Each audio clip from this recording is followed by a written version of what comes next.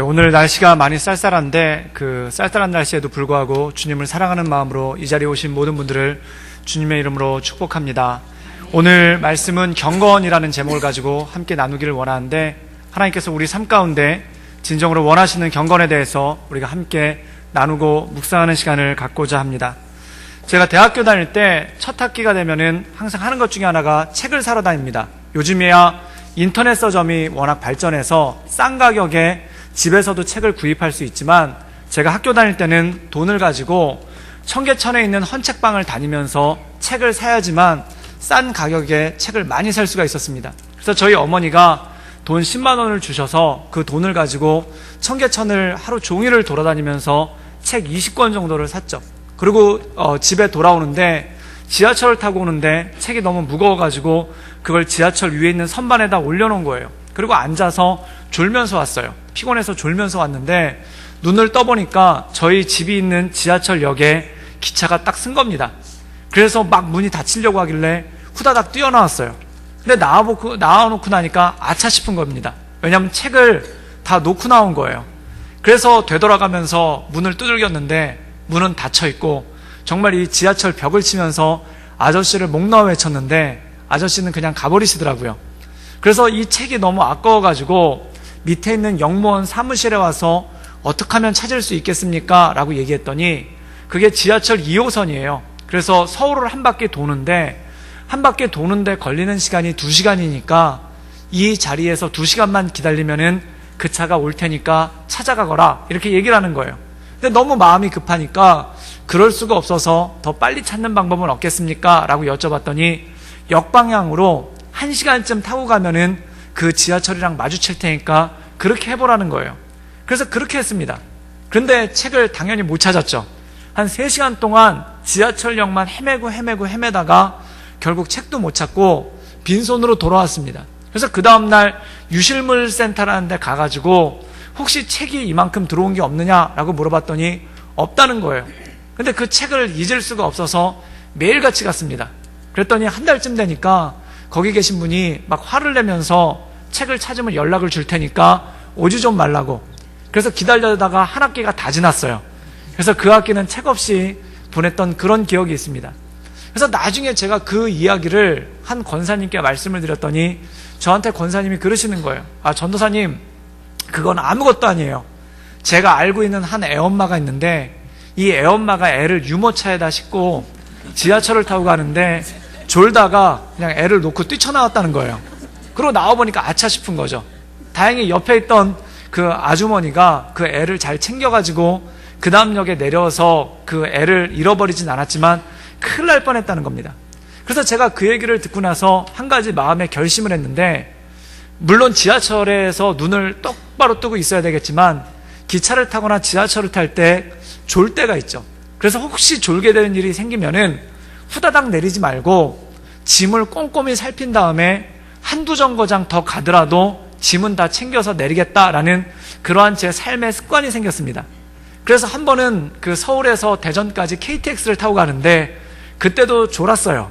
근데 눈을 떴는데 대전역인 거예요. 근데 후다닥 내리지 않고 가방과 짐을 꼼꼼히 챙기다가 거기서 못 내려가지고 그 다음 정거장인 동대구역까지 간 적이 있습니다. 그래서 무려 1시간을 더 갔는데 그래도 책을 잃어버리지 않고 가방을 잃어버리지 않고 왔다는 것에 마음이 뿌듯했었습니다.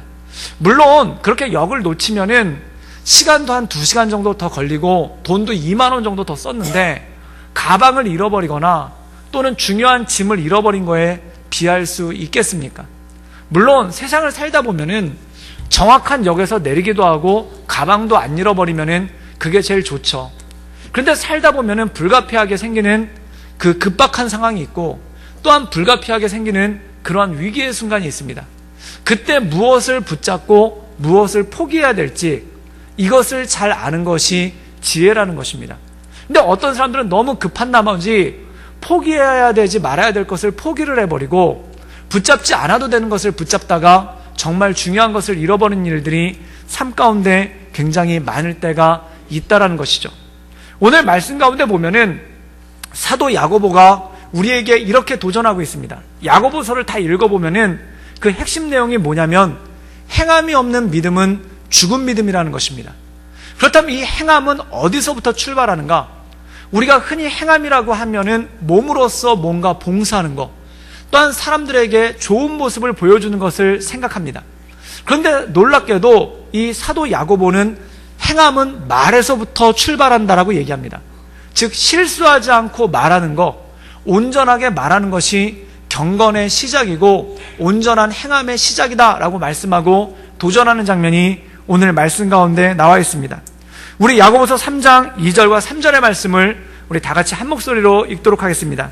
우리 다 같이 읽겠습니다.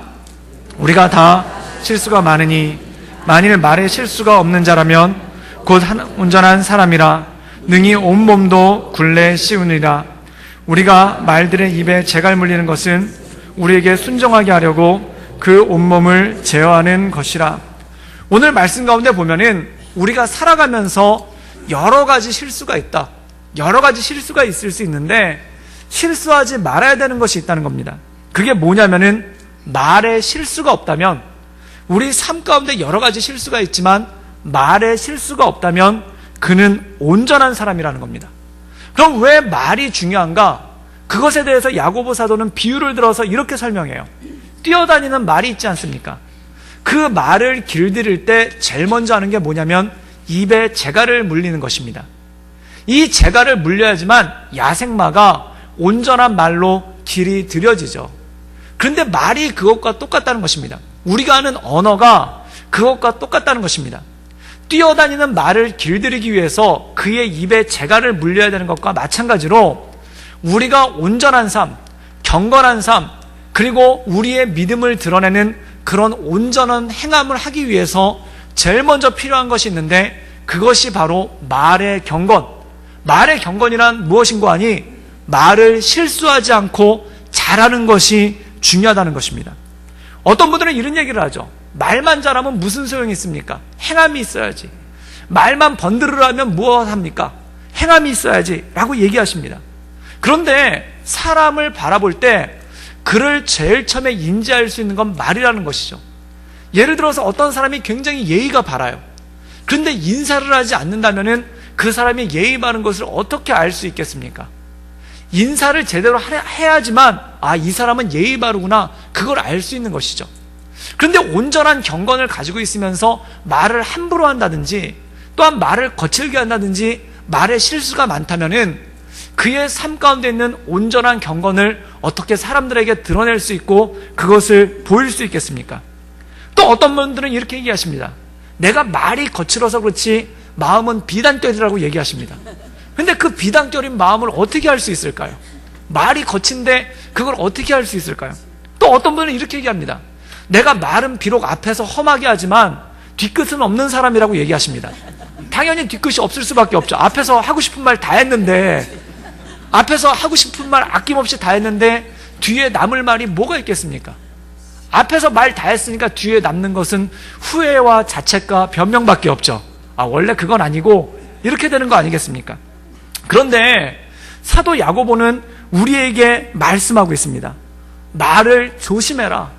그리고 말의 온전함을 통해서 너의 삶을 온전하게 이끌어가라 라고 말씀하고 있는 것이죠. 그렇다면 우리가 어떻게 하면 온전한 말을 할 수 있는가? 말에 실수를 하지 않을 수 있는가? 이것은 굉장히 중요한 것입니다. 우리가 가장 중요한 것 중에 하나가 무엇인고 하니 무엇이 중요한지를 깨닫는 것입니다. 내 삶 가운데 어떤 것이 중요한 것인가? 어떤 것이 포기해도 괜찮은 것이고 어떤 것이 절대로 포기하지 않아야 되는 것인가? 이것을 구별하는 것이 굉장히 중요한 것이죠. 제가 대학교 다닐 때 자취를 했습니다. 지금도 만나고 있고 목사님이 되신 친구인데 그 친구 너무너무 친해요. 정말 의형제를 맺을 만큼 친한 친구가 있는데 그 친구와 같이 자취를 했어요. 그런데 사람의 삶이 그렇습니다. 일주일에 한 번 만나면 친구인데 매일 만나면 원수가 되는 사람이 있어요. 그리고 매일 만나기만 하면 괜찮은데 같이 살면 힘들어지는 사람이 있어요. 우리가 결혼할 때 그러지 않습니까? 정말 너무 좋아서 죽고 못 살아서 헤어지기 싫어서 결혼했는데 신기해요. 전쟁이 일어나요. 무슨 일일까요? 근데 이 친구랑 결혼이 아니죠. 이 친구랑 같이 자취를 하게 됐는데 조금씩 안 좋은 모습이 보이는 거예요. 그 첫 번째가 뭐였냐면은, 제가 다른 데는 다 둔감한데 그 머리 피부, 두피만 좀 예민해요. 그래서 꼭 샴푸로 머리를 감아야 됩니다. 그 샴푸도 그냥 샴푸가 아니라 한약 냄새가 나는 그런 샴푸로 머리를 감아야 되는데, 제 친구는 약간 머리털이 돼지털 같아가지고 뭐 비누로 감던 빨래비누로 감던 아무 상관이 없는 애예요. 그러니까 걔는 샴푸가 없죠. 근데 어느 날 보니까 제 샴푸가 조금씩 줄어들고 있는 거예요. 분명히 제가 쓰는 것보다 더 줄어들고 있는 거예요. 그 이유가 뭔가 봤더니 제 친구가 그 샴푸를 쓰고 있는 거예요. 그리고 확실한 증거는 그의 머리에서 은은한 그 한약 냄새 같은 게 나고 있어요. 분명히 제 샴푸를 쓰고 있는 거예요. 그런데 뭐라고 말은 못 하겠는 겁니다. 여러분, 진정한 치사함이란 무엇인가? 그거에 대해서 얘기하면 내가 치사해질까봐 말을 못 하는 거예요. 그런데 마음은 상하는 겁니다. 여러분, 사람은 큰일 때문에 갈라지지 않습니다. 큰일 때문에 원수가 되지 않습니다. 큰일이 생기면은 차라리 말을 해서 해결이라도 해요. 그런데 어떤 일들이 사람을 원수로 만드냐면은 자잘한 일들이 있어요. 자잘한 일들이 쌓이는데 차마 말은 못 하겠는 거예요. 그걸 말하면 내가 너무 치사해 보이고, 그걸 말하면 내가 쫀쫀해 보이고, 그걸 말하면은 마음이 힘들어질까봐 그걸 못 하겠는 거예요. 그러니까 힘들어지고 어려워지죠. 그쪽에서 알아서 조심해 줬으면 좋겠는데 조심을 안 하고, 그쪽에서 알아서 해줬으면 좋겠는데 해줘서 안 하니까 그때부터 마음 가운데 뭐가 상함이 오는 거예요. 그런데 차마 말은 못 하겠죠. 그러다 보니까 마음이 힘들어지기 시작합니다.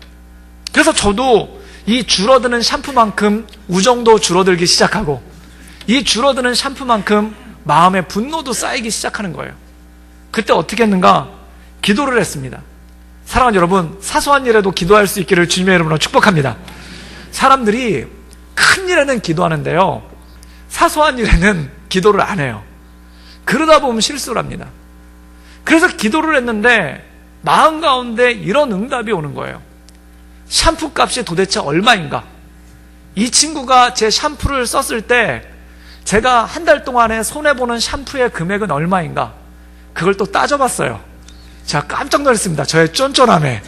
그런데 마음이 상하니까 따져보는 거예요. 따져봤더니 제 친구가 샴푸를 쓰면은 3,000원을 더 써요. 그때 또 마음 가운데 이런 음성이 오는 거예요. 3,000원이 중요한가? 내 친구가 중요한가? 사랑하는 여러분, 정답은 뻔하지 않습니까? 3,000원이 중요합니까? 내 친구가 중요합니까? 사람들은 이렇게 얘기합니다. 돈의 문제가 아니라 기분의 문제라고. 돈의 문제가 아니라 예의의 문제라고. 돈의 문제가 아니라 태도의 문제라고. 그런데 그 안에 살며시 살펴보면은 그 사소한 돈 문제가 있어요. 또 어떤 분은 이렇게 얘기합니다. 그게 문제가 아니라 자존심이 문제라고. 왜 똑같은 말이라도 그렇게 하냐고 라면서 이유를 댑니다. 그런데 그 모든 이유 안에 보면은 그 이유가 정말 이 사람과 절교할 만큼, 그 이유가 정말 이 사람과 원수가 될 만큼 중요한 문제인가? 그렇지 않다는 거예요. 그런데 사단은 끊임없이 우리를 유혹합니다. 마귀는 끊임없이 우리의 마음을 격동시킵니다. 이거는 돈의 문제가 아니야. 자존심의 문제야. 태도의 문제야. 그 사람이 너를 얼마나 우습게 알면은 그딴 식으로 행동하겠니? 라는 그러한 마음에 격동을 주기 시작한다는 거예요. 그럼 어떤 일이 생기는가? 친구를 잃어버립니다. 동역자를 잃어버립니다. 가족을 잃어버립니다. 내 자존심은 지켰는데 내 동역자를 잃어버려요. 내 자존심은 지켰는데 내 가족을 잃어버려요. 그러면 진짜 붙잡아야 될 것이 무엇입니까? 진짜 내가 가져야 될 것이 무엇입니까? 때로 우리는 그 자존심을 지키려고, 그 기분 나쁜 것을 지키려고, 또 때로 그 태도를 지키려고 하다 보니까 친구를 잃기도 하고 가족을 잃기도 하고 동역자를 잃어버리는 그러한 일들이 생길 때가 있다라는 것이죠. 사랑하는 여러분, 여러분 인생 가운데 진짜 중요한 것이 무엇인지를 날마다 주 앞에 기도함으로 응답받기를 주님의 이름으로 축복합니다. 제가 기도하기 전에는 그 친구랑 말도 안 했어요. 샴푸 때문에.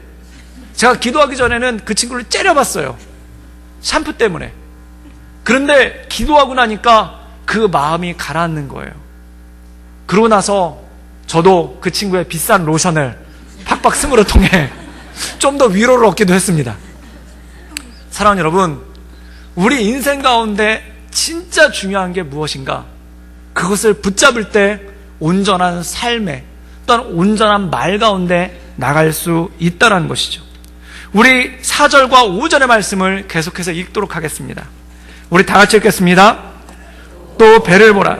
그렇게 크고 광풍이 밀려가는 것들을 지극히 작은 키로서 사공의 뜻대로 운행하나니 이와 같이 혀도 작은 지체로 돼 큰 것을 자랑하도다. 보라, 얼마나 작은 불이 얼마나 많은 나무를 태우는가. 오늘 말씀 가운데 보면은 혀가 무엇과 같은가? 말이 무엇과 같은가? 배의 키와 같다는 것입니다. 그리고 이 말을 잘했을 경우에 어떻게 비유를 들었냐면은 광풍이 분다는 거예요. 큰 파도가 일어났을 때 이 작은 키를 잘 조종을 해가지고 그 큰 파도를 뚫고 나간다는 겁니다. 말을 잘하면, 온전한 말을 하면, 말에 실수가 없으면 큰 파도와 같은 어려움이 몰려와도 이것을 잘 이겨낼 수가 있다는 거예요. 그런데 말을 잘못했을 경우에 어떤 일이 생기는가? 이렇게 말씀하고 있습니다. 작은 불씨와 똑같다. 그런데 이 작은 불씨가 많은 나무, 즉 산을 태우고 숲을 태우게 된다는 것입니다. 6절에 보면 더 놀라운 말씀이 나옵니다. 삶의 수레바퀴를 태운다는 거예요. 내 인생을 태워버리는 지옥불이 된다는 겁니다. 말은 작은 불씨인데 이것을 잘못 사용하면은 내 인생 전체를 태워버리고 내 가족을 태워버리고 내 친구를 태워버리는 지옥의 불꽃이 돼버려서 내 인생의 수레바퀴를 모두 다 불살라버린다는 것이죠. 사랑하는 여러분, 우리가 믿는 신앙의 가장 중요한 포인트는 두 가지입니다. 첫 번째, 하나님을 내 힘과 뜻과 정성을 다해 사랑하는 것이죠. 두 번째는 내 이웃을 내 몸과 같이 사랑하는 것입니다. 하나님께서는 인간을 창조하실 때 아담이 천국과 똑같은 에덴 동산에 있었어요. 그런데 그것이 좋지 않게 보이셨어요. 왜냐하면 혼자 있으니까. 그래서 하와를 만들어주셔서 공동체를 만들어주십니다. 하나님께서 이 땅 가운데 세우신 최초의 공동체는 가정이에요. 왜 가정을 세워주셨을까요? 에덴 동산과 같은 천국을 하나님의 나라를 경험하도록 하기 위해서 바로 가정을 세워주신 겁니다. 그리고 남자가 여자를 처음 만났을 때 그 첫 번째 말이 무엇이었을까요? 이는 내 뼈 중에 뼈요 내 살 중에 살이라. 가장 아름다운 말로써 축복한 거예요. 사람의 관계는, 하나님께서 원하시는 관계는, 하나님께서 원하시는 가정은 가장 아름다운 말로 서로를 축복할 수 있는 공동체가 가장 귀한 믿음의 공동체입니다. 여러분 가정에서는 어떤 말이 오가고 계십니까? 오늘 아침에 일어나자마자 여러분 아내에게, 여러분 남편에게 이렇게 고백하셨습니까? 당신은 내 뼈 중에 뼈요 내 살 중에 살이라. 그런 고백이 날마다 있기를 주님의 이름으로 축복합니다. 그런 고백을 하려면 기적이 필요해요. 새벽 기도를 하셔야 돼요. 그래야 그 고백을 할 수 있어요. 그런데 어느 순간에 사랑의 말은 조금씩 사라지기 시작하고요, 이 사랑의 말은 부자연스러워지기 시작하고 그 다음부터 비아냥거리는 말들이 많아지기 시작해요. 빈정되는 말들이 많아지기 시작해요. 그래서 이는 내 뼈 중에 뼈요 살 중에 살이라 라는 말은 사라지고 이는 내 뼈 중에 잡뼈요 내 살 중에 군살이라, 그러면서 막 구박해요. 힘들어요. 그리고 결정적으로 죄가 들어오니까 창세기 3장에 아담과 하와가 선악과를 따먹는 죄가 들어오니까 어떤 일이 생기는가? 원망을 해요. 하나님께서 주신 이 여자 때문에 내가 죄를 지었습니다. 당신 때문에 내가 죄를 지었다는 거예요. 서로 원망하기 시작하고 서로에 대해서 당신을 만나서 내 인생이 이렇게 됐다고, 당신은 왜 제대로 하지 못하냐고 서로를 원망하며 탓하는 그러한 모습이 삶 가운데 생긴다는 것이죠. 여러분, 가정에 원망의 말이 들어왔다면 이것은 죄가 들어온 것입니다. 그리고 이 원망의 말은 삶의 수레바퀴를 태워버리고 그리고 우리의 삶을 지옥불과 같이 불타게 하는 그러한 일들이 생기기 시작한다는 것이죠. 사랑하는 여러분, 여러분 가정 가운데 원망의 말이 아닌 축복의 말과 사랑의 말이 넘쳐날 수 있기를 주님의 이름으로 축복합니다. 서로 사랑의 말을 하라고 하면은 이렇게들 하세요. 서로 쳐다보고 알지? 그냥 그러세요. 아니 어떻게 합니까? 눈빛만 보고 어떻게 합니까? 말을 해야 알죠. 제가 저희 둘째 아이가 베트남에서 났습니다. 저희 큰아이랑 둘째 아이랑 그 띠동갑이에요. 12살 차이예요. 첫째 아이를 낳고 나서 둘째를 위해서 8년 동안 기도를 했는데 생기지 않다가 베트남에서 애가 생겼어요. 그래서 저희 둘째 아이는 메이드 인 베트남입니다. 그런데 이 애가 베트남에서 낳으려고 베트남 병원을 데리고 다녔는데 9개월쯤 됐는데 애가 좀 크다는 거예요. 그리고 그 당시 저희 아내 나이가 44살이라서 그 노산이기 때문에 제왕절개를 추천을 하더라고요. 그래서 제왕절개 수술을 받기로 하고 수술 날짜를 한 달 후로 잡았는데 갑자기 그 베트남 의사가 이러는 거예요. 그 파상풍 주사를 맞아야 된다는 겁니다. 그래서 아니 이 파상풍 주사를 왜 맞냐고 물어봤더니 수술실이 감염이 돼가지고 수술을 받다가 감염이 될 수가 있다는 거예요. 그래서 수술 받기 전에 미리 예방주사를 다 맞아놓고 그리고 수술을 받아야 된다는 거예요. 그게 베트남에서 꽤 큰 병원이었거든요. 그래서 그 얘기를 듣고 깜짝 놀랐습니다. 그래서 이건 아니다 싶어가지고 그 서울에 있는 병원에 예약을 해가지고 서울에서 낳기로 한 거예요. 그래서 출산 한 달을 남겨놓고 비행기를 타고 저희 아내가 들어왔는데 한국에서 아이를 낳고 4주 동안 한 달 동안 몸조리를 한 다음에 그 다음에 베트남으로 다시 들어가기로 한 거예요.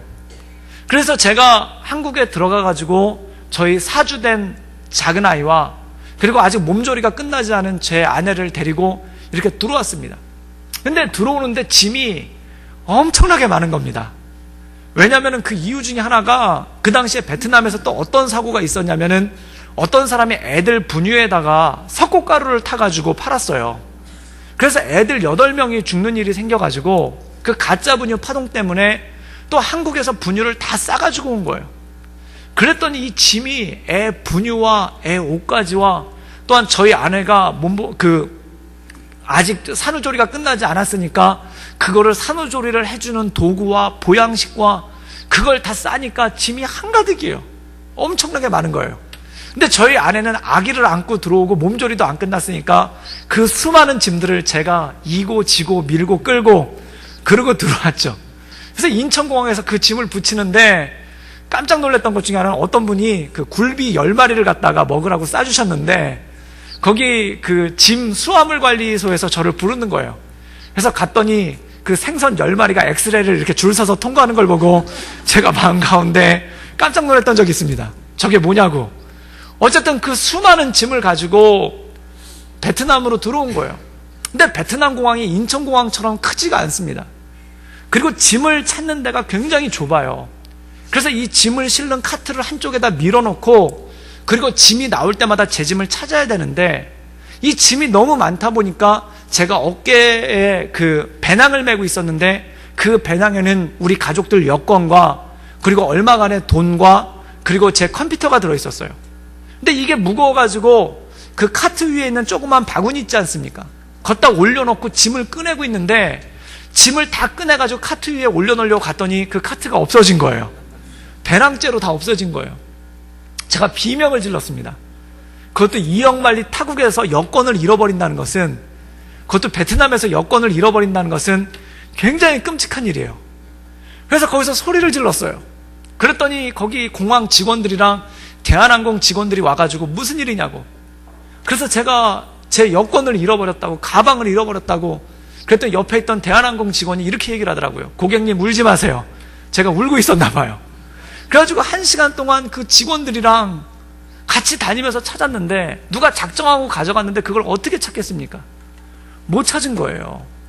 그래서 어떻게 해가지고 공항을 빠져나와서 1시간이 훨씬 지나서 밤이 깊었는데 아이를 데리고 택시를 타고 집에 왔죠. 근데 택시를 타고 오면서 마음 가운데 이런 생각이 드는 거예요. 우리 아내가 짐을 너무 많이 챙겨가지고, 우리 아내가 짐을 너무 많이 가져와가지고 내가 여권을 잃어버렸다. 그 생각이 들어서 저희 아내를 딱 보는데 그 얘기를 하고 싶은 거예요. 그 얘기가 여기 못 가져온 거예요. 그래서 어떻게 할 거냐고, 당신 때문에 내가 여권을 잃어버렸는데 어떻게 할 거냐고, 그 얘기가 여기까지 오고 싶은 거예요. 근데 이것을 꾹꾹 눌러 담으면서 집에 왔습니다. 그리고 하룻밤을 자고 그 다음날 아침에 일어났는데 공항에서 전화가 왔어요. 가방을 찾았다고.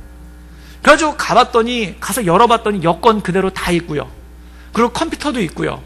그리고 지갑을 열어봤더니 한국 돈, US 달러, 호주 달러 다 있어요. 단 베트남 돈 100만 동, 그게 한 5만 원 정도 되거든요. 그것만 없어졌어요. 그래서 저희가 그거는 수수료인가 보다 그랬습니다. 그러고 온 거예요. 근데 공항에서 오면서 마음에 이런 생각이 드는 겁니다. 12시간 만에 해결될 문제인데 가방을 잃어버려서 되찾는 데까지 걸린 시간이 12시간밖에 안 되거든요.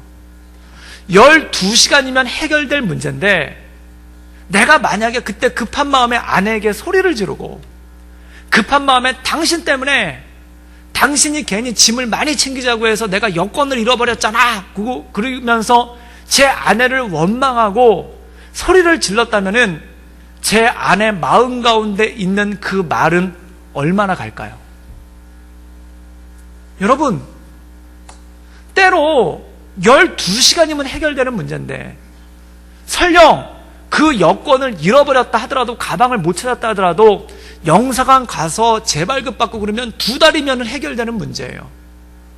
그럼 2달이면 해결될 문제인데 그때 아내에게 소리를 지르고 원망을 했다면은 이것이 우리 아내 마음 가운데 얼마만큼 남아 있었겠습니까? 롱펠로우라는 사람이 쓴 시 중에 이런 시가 있어요. 화살과 노래와 화살, Song and Arrow라는 그런 시가 있는데 그 시의 내용을 보면 이렇습니다. 내가 어렸을 때 화살을 쏘았네. 나는 그 화살이 어디로 갔는지 알지 못했지만 세월이 지난 후에 숲속을 거닐다가 어느 나무에 단단히 박혀있는 그 화살을 보았네. 나는 노래를 불렀네.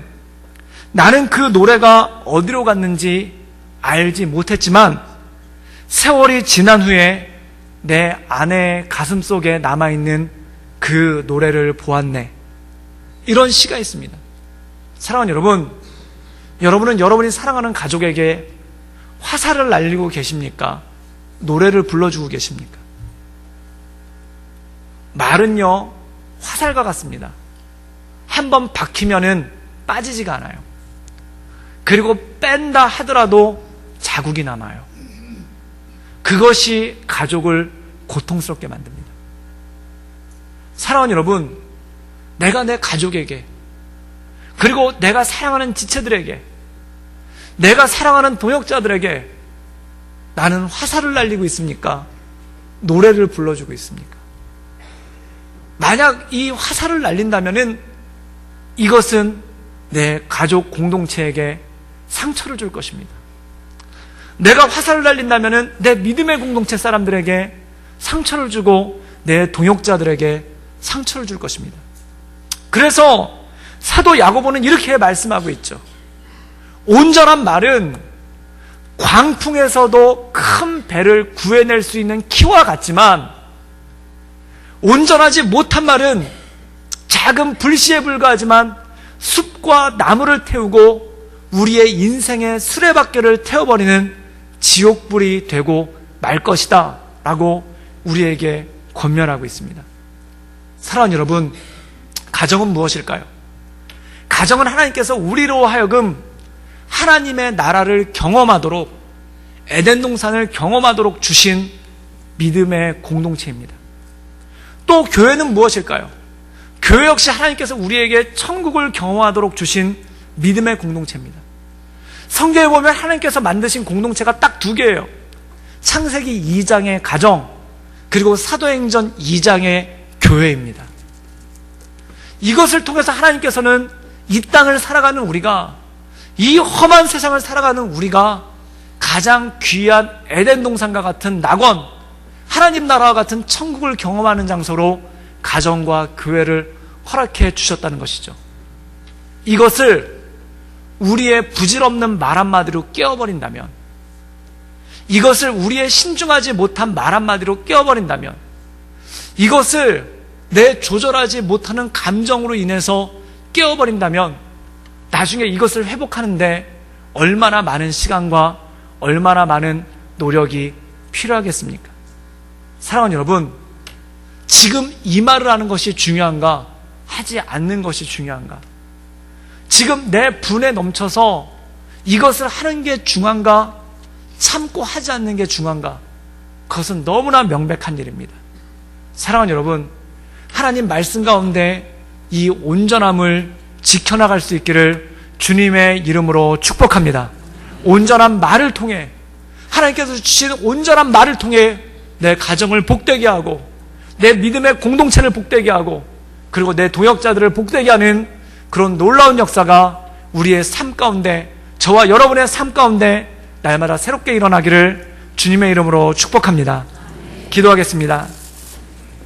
사랑이 많으신 하나님, 우리에게 아름다운 가정을 주셨고, 또한 우리에게 너무나 귀한 믿음의 동역자들을 주셨고, 또한 사랑하는 사람들을 주셨는데, 우리가 온전치 못한 말로 인하여 그것을 깨어버리고, 또 우리가 말의 실수로 인하여 하나님 작은 불씨를 남겨 우리의 삶의 수레바퀴를 태워버린 것을 보게 됩니다. 하나님, 우리 입술을 지켜 주시옵소서. 온전한 말을 통해 온전한 삶이 우리 삶 가운데 이루어질 수 있도록 주님 이끌어 주시고, 또한 온전한 말을 통해 하나님의 나라를 이뤄가며, 온전한 말을 통해 우리 삶 가운데 하나님께서 기뻐하시는 경건을 일어날 수 있도록 주여 도와주시고 주님 인도하여 주시옵소서. 주님께 몰고 부탁드리오며 살아서 역사하시는 주 예수 그리스도의 이름으로 감사하며 기도를 쌓옵나이다. 아멘.